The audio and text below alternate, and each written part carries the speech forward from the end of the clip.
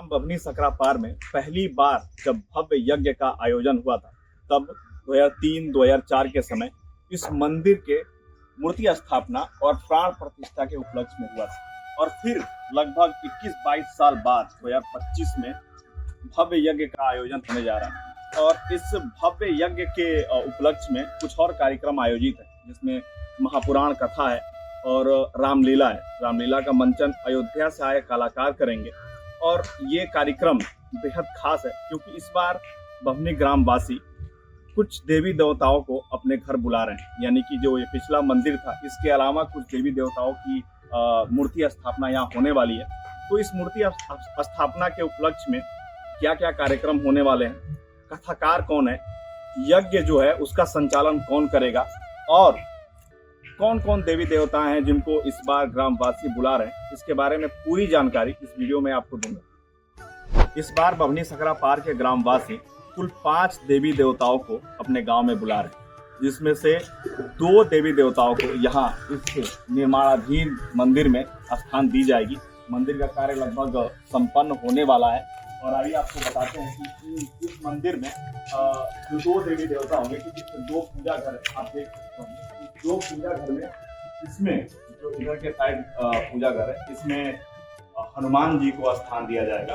और जो इधर के साइड उनके जस्ट बगल में पूजा घर बन रहा है, इसमें माता दुर्गा को स्थान दिया जाएगा। और ये मंदिर लगभग बन के तैयार हो चुका है। यहाँ टाइल्स वगैरह लगाना बाकी है, बस थोड़ा सा काम रह गया। इसके बाद मंदिर तैयार हो जाएगा और 2 तारीख से यज्ञ शुरू है, जिसके बारे में मैं आपको वीडियो के अंत में जानकारी दूंगा। बभनी सकरा पार के ग्रामवासी 5 देवी देवताओं की मूर्ति स्थापना तो कर ही रहे, लेकिन हमारे जो यहाँ गांव के जो एक स्थानीय देवता हैं, जिनको हम लोग भगवत बाबा कहते हैं, उनकी मूर्ति स्थापना यहाँ हो चुकी है। ग्रामीण इनकी पूजा अर्चना भी करते हैं। और ये हमारे लिए बहुत ही खास देवता है, क्योंकि दशकों पहले जब गांव पे एक विपदा आई थी, शेर ग्रामीणों पे हमला कर रहा था, उस समय इन्होंने अपनी जान पे खेल के ग्रामीणों की जान बचाई थी। और तब से लेके अब तक हमारे गांव के रक्षक यही है। और इनकी कहानी इस तरह की है कि ये जो पोखरे और मंदिर के आसपास का क्षेत्र है, ये गांव जो कि हमारा यहाँ से थोड़ा आगे की तरफ है, वहां से लड़ते लड़ते शेर को यहाँ तक लेके आए थे। और यहीं शेर भी मर गया था और उन्होंने भी अपनी जान गंवाई थी। और तब से लेके अब तक हम उन्हें अपने गांव के रक्षक के रूप में जानते हैं।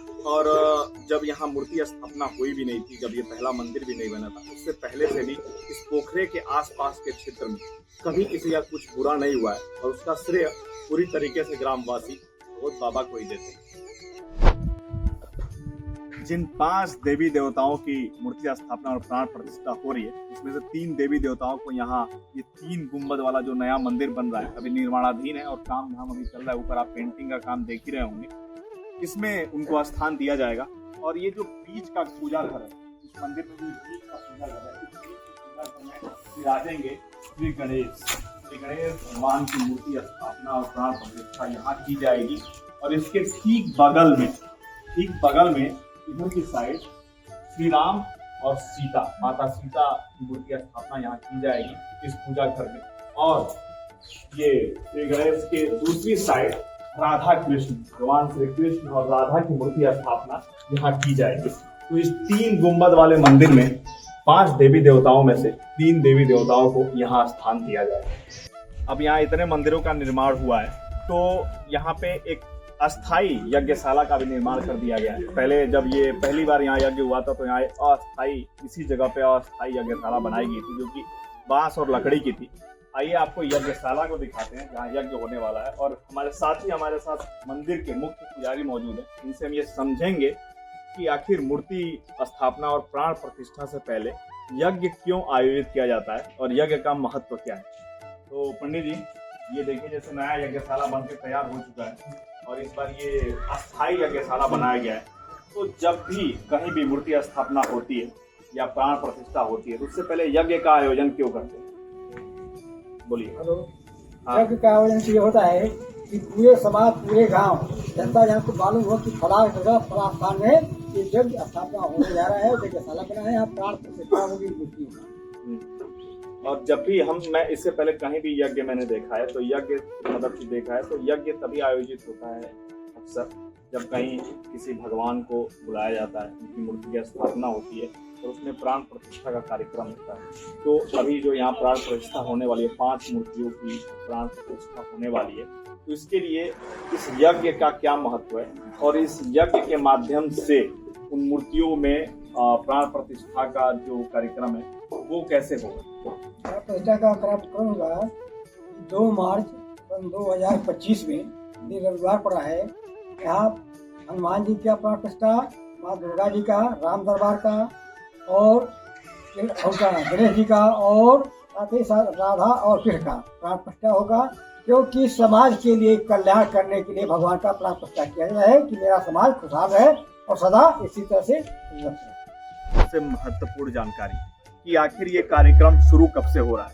तो श्री भागवत महापुराण कथा ज्ञान यज्ञ महामहोत्सव एवं श्री राम कथा का आयोजन जो है वो 2 मार्च 2025 से शुरू होगा। कलश यात्रा भी इसी दिन है और कलश यात्रा के साथ ही इस कार्यक्रम का शुभारंभ होगा। और इस कार्यक्रम में जैसे मैंने आपको पहले बताया था कि कथा का आयोजन है और श्री राम लीला भी है। तो कथाकार जो है वो प्रसिद्ध कथावाचिका साध्वी चितौरी प्रिया है, जिनको आप यूट्यूब पे भी देख सकते हैं। और यज्ञ का संचालन आचार्य विकास करेंगे जो श्रीधाम अयोध्या से। और रामलीला जो है, रामलीला का मंचन भी श्रीधाम अयोध्या के कलाकार भी करेंगे। और इसका आयोजन प्रतिदिन कथा जो कि 11 बजे से, कथा 11 बजे से और रात के 8 बजे से रामलीला का मंचन होगा। कथा और रामलीला का आयोजन इस मंदिर के सामने ये जो बड़ा सा पोखरा है इसमें किया जाएगा, जिसको लेके तैयारियां बहुत तेजी से हो रही हैं। पोखरे का सुंदरीकरण किया जा रहा है, चारों तरफ इसके सड़कें बनाई जा रही हैं और सीढ़ी का काम भी तेजी से हो रहा है, ताकि जब यहाँ हजारों की संख्या में श्रद्धालु और श्रोतागण आए तो उनको यहाँ नीचे आने में और जब कार्यक्रम खत्म हो तो उनको आसानी से निकल के अपने घर जाने में कोई दिक्कत ना हो। आपको बता दें कि मंच पोखरे के इस साइड मंच लगाया जाएगा, ताकि ये पूरा जो जगह है वो जगह जो होंगे श्रोतागण और श्रद्धालुओं के लिए खाली रहेगा। और यहाँ व्यवस्था की जाएगी पूरी तरीके से, टेंट लगाए जाएंगे, नीचे दरी बिछाई जाएगी, ताकि ये पूरी जो जमीन है वो समतल रहे। तो हमारे साथ हमारे ग्राम सभा के ग्राम प्रधान मौजूद हैं और ये पूरे क्षेत्रवासियों को ग्राम की तरफ से, पूरे गांव की तरफ से आमंत्रित करेंगे। मैं अपने समस्त ग्राम पंचायत की तरफ से समस्त क्षेत्रवासियों को यज्ञ में आमंत्रित करता हूँ।